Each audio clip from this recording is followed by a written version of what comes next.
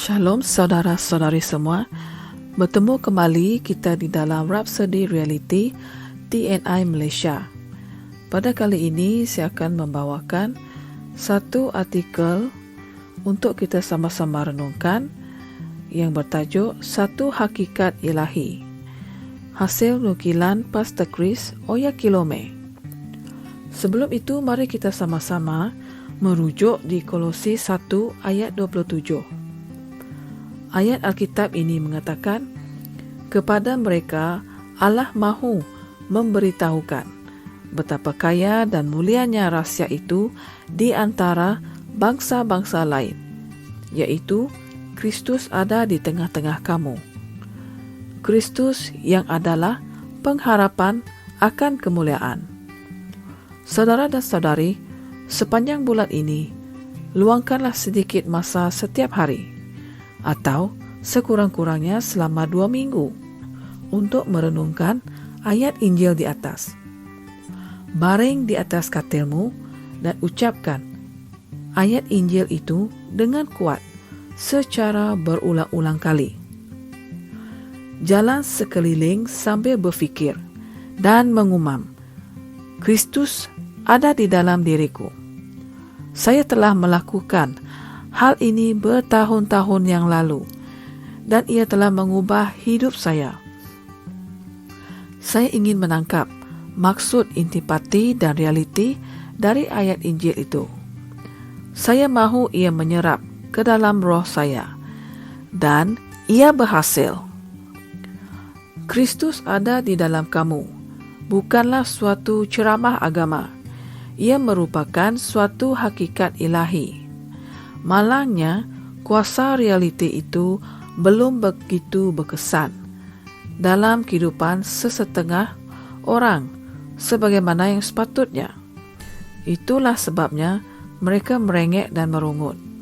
Kekurangan, sakit kepala, dan demam yang mereka rungutkan. Sebab itulah ada yang mengalami luka, kesakitan, dan penyakit yang dikatakan tidak boleh diubati.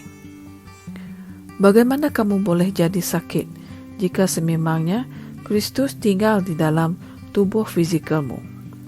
Ingatlah Inias, di mana dia adalah seorang umat Kristian, namun dia telah lumpuh dan terlantar di atas katil selama 8 tahun. Kemudian Petrus datang ke rumahnya. Apa yang Petrus katakan hanyalah, hai Inias, Kristus menyembuhkan kamu. Bangunlah. Lelaki itu sembuh dengan serta-merta. Petrus mengerti realiti, kuasa dan intipati Kristus yang hidup dalam diri seorang manusia.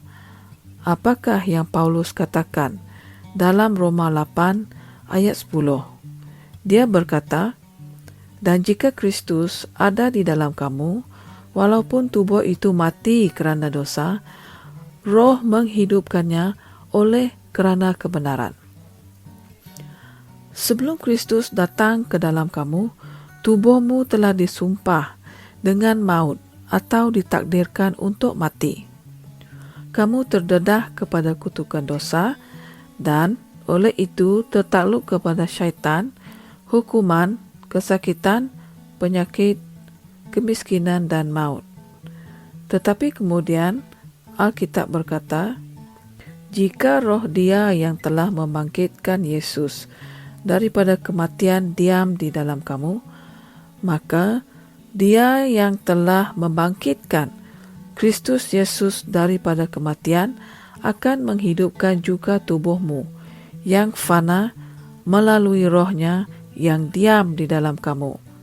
Ayat ini kita boleh rujuk di dalam Roma 8 ayat 11. Perkara ini telah pun berlaku. Roh itu tinggal di dalam kamu sekarang dan telah memberikan kamu kehidupan, menghidupkan tubuhmu yang fana atau yang telah ditakdirkan untuk mati. Baiklah saudara dan saudari, mari kita sama-sama membuat pengakuan ini. Aku telah diberikan rahmat, kasih karunia, dan keupayaan dalam Kristus untuk berkuasa dan memerintah ke atas semua keadaan. Aku boleh melakukan segala sesuatu melalui Kristus yang memperkuatkan aku. Kristus yang ada di dalam diriku adalah jaminanku terhadap kesihatan ilahi, kemakmuran, kejayaan, kemenangan, dan kekuasaan. Terpujilah Tuhan. Untuk renungan tambahan, saudara dan saudari boleh merujuk di Yesaya 60 ayat 1 hingga 2. Seterusnya di 2 Korintus 3 ayat 9 hingga 11, dan yang terakhir 2 Petrus 1 ayat 17. Sehingga kita bertemu lagi, dan terima kasih kerana sudi mendengarkan ayat renungan kita pada kali ini. Tuhan memberkati. Kami percaya saudara-saudari semua telah diberkati dengan perkongsian firman dari Rhapsody Reality.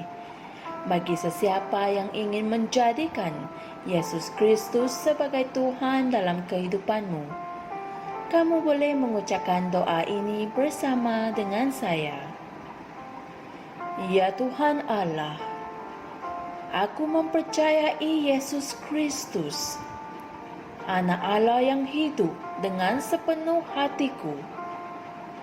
Aku percaya Dia telah mati untukku, dan Allah telah membangkitkan Dia dari kematian. Aku percaya Dia hidup hari ini. Aku mengaku dengan mulutku bahawa Yesus Kristus adalah Tuhan dalam hidupku mulai dari hari ini. Melalui Dia dan di dalam nama-Nya, aku mempunyai kehidupan yang kekal. Aku telah dilahirkan semula. Terima kasih Allah kerana menyelamatkan jiwaku. Aku sekarang adalah anak Allah. Haleluya. Tahniah, sekarang kamu telah menjadi anak Allah. Untuk apa-apa sebarang pertanyaan atau untuk mendapatkan lebih banyak maklumat mengenai bagaimana untuk bertumbuh sebagai seorang Kristian, anda semua boleh hantar mesej di akaun Facebook kami atau email kami di tni.msia@gmail.com. Sekali lagi, tni.msia@gmail.com. Tuhan berkati anda semua.